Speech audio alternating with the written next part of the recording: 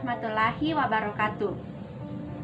Nama saya Ummu Kalsum Utami, mahasiswa Poltekkes Kemenkes Makassar, jurusan D4 Keperawatan Gigi tingkat 2. Nah, di sini saya ingin menjelaskan sedikit mengenai radang gusi. Yang saya ingin jelaskan yang pertama, pengertian dari radang gusi, yang kedua, tanda dan gejala dari radang gusi, yang ketiga, penyebab radang gusi, dan yang terakhir, cara mencegah radang gusi. Yang pertama, pengertian dari radang gusi. Radang gusi atau biasa kita sebut dengan gingi pitis, di mana gingiva artinya gusi dan pis artinya peradangan.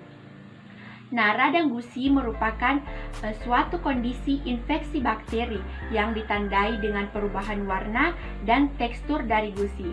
Nah, dari gambar ini kita bisa lihat. Nah, dari gambar tersebut kita bisa lihat bahwa radang gusi ditandai dengan adanya warna kemerahan serta pembengkakan pada gusi. Nah, peradangan itu atau radang gusi ini tidak hanya menyerang satu ataupun dua gigi saja, melainkan dapat menyerang seluruh permukaan gusi, baik rahang atas maupun rahang bawah. Nah, radang gusi juga dapat menyerang siapa saja yang giginya sudah tumbuh. Yang paling parahnya lagi itu saat radang gusi telah mencapai seluruh jaringan gigi dan akan menyebabkan gigi menjadi goyang, dan bahkan lebih fatalnya lagi itu gigi akan copot. Baiklah, kita beralih ke tanda dan gejala dari radang gusi. Tanda dan gejala dari radang gusi itu ada 7. Yang pertama itu gusi mudah berdarah. Misalkan kita gosok gigi, nah gusi kita itu mudah sekali untuk berdarah. Yang kedua itu perubahan kontur gusi. Yang ketiga itu perubahan warna gusi. Nah, bisa kita lihat itu adanya warna kemerahan dari gusi. Yang keempat itu adanya perubahan tekstur dari gusi. Nah, yang kelima adanya perubahan posisi dari gusi. Nah, di sini mengapa terjadi demikian? Karena adanya pembengkakan di gusi. Nah, yang keenam itu bisa terasa sakit. Namun, pada umumnya itu tidak terasa sakit, cuman adanya terlihat warna kemerahan serta pembengkakan di gusi. Dan yang terakhir adalah bau mulut. Mengapa demikian?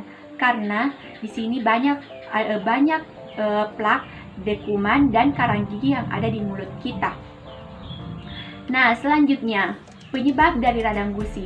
Nah, penyebab utama dari radang gusi adalah kita tidak menjaga kebersihan gigi dan mulut kita, di mana misalnya kita hanya menggosok gigi sekali sehari saja.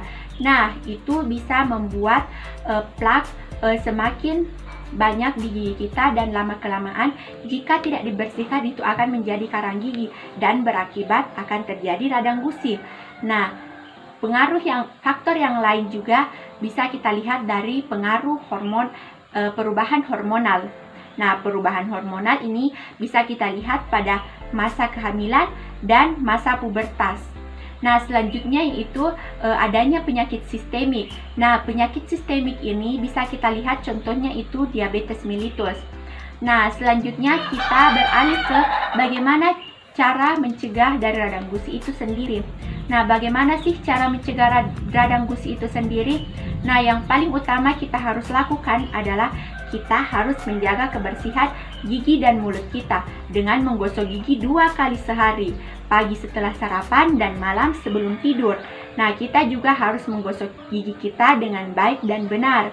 Dan kita juga membersihkan sela-sela gigi kita dengan menggunakan benang gigi, dan bisa juga menggunakan sesekali obat kumur. Nah, jangan juga lupa ya, kita harus mengganti sikat gigi kita 3-4 bulan sekali. Nah, selanjutnya yaitu kita dapat mengonsumsi vitamin C, di mana vitamin C ini untuk antioksidan. Nah, kita juga harus menghindari rokok. Mengapa demikian? Karena merokok dapat menyebabkan radang gusi ini menjadi lebih kemerahan, bahkan sampai warna kehitaman. Ini terjadi karena jaringan gusi yang sulit untuk beregenerasi. Nah, kita juga harus banyak minum air putih. Nah, kita juga harus setelah makan itu misalnya kita membersihkan dan berkumur-kumur dengan air putih agar sisa-sisa makanan itu hilang dari mulut kita. Nah, selanjutnya yang paling terakhir itu kita memeriksakan kesehatan gigi kita 6 bulan sekali, setiap 6 bulan sekali. Nah, dengan begitu kita akan terhindar dari penyakit gigi lainnya. Nah, mungkin itu saja penjelasan dari saya. Lebih dan kurangnya mohon dimaafkan. Untuk kita semua tetap jaga kesehatan gigi kita agar saat kita senyum kita lebih percaya diri dan kita terbebas dari penyakit gigi lainnya. Lebih dan kurangnya mohon dimaafkan. Wassalamualaikum warahmatullahi wabarakatuh.